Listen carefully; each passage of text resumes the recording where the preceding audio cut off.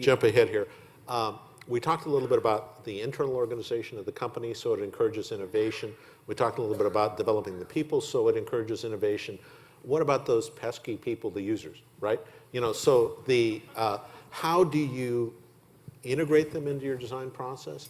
How do you not so much respond to them, but anticipate what they want? I think we'd all agree that, you know, real innovation is going beyond what we talked a little bit about this with the A/B testing. You want to go beyond what the customer is asking for. How do you integrate users in the design process? Charles, maybe you can. Oh, wow. It is central to what we do. So, I mean, just as an example, our kind of design goal right now is to enable all of you to run your business from your phone, right? What does that mean? It means something different to everyone in this room. So who then is the person that we're trying to enable with that capability first? For Salesforce, it's probably an outside sales rep. So that means that I need a team of designers that understand those people better than they understand maybe their teenage kids, right? So we have a team of extremely creative researchers who do all sorts of different kinds of interventions to get not just the designers, but the engineers and especially the product managers, who, for those of you who have that title in this room, again, be really humble about your model of the user, because I find that for some reason you guys have the biggest gap. You really are confident you know what they want and who they are, right? And if you can tie that behind your back, that confidence, you're going to get better results.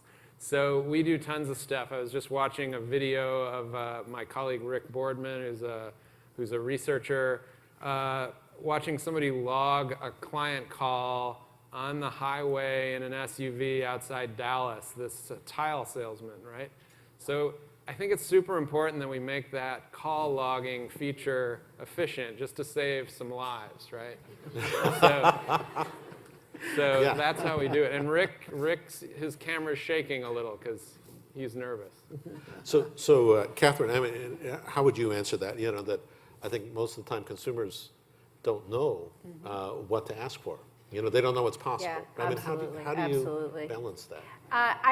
One of the core values for us is really having deep customer empathy. And you used a word that I really like, a couple words actually, but one of them was anticipate. And if you know your customers incredibly well, you're going to be able to see the gaps and create products that anticipate their needs and ultimately empower them and delight them. And that's where you create real long-term loyalty.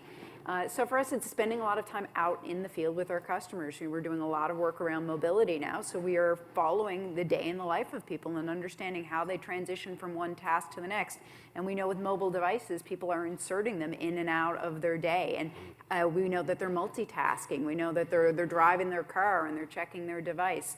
So for us to be out there and watching and observing this as opposed to asking for things that people can't even imagine, that's what's really key, and that's what makes us go, aha, I see where we can add value. We can make this task much easier for someone, or there's a solution that's not out there that we should be looking at because there's a big gap where we could be helping people.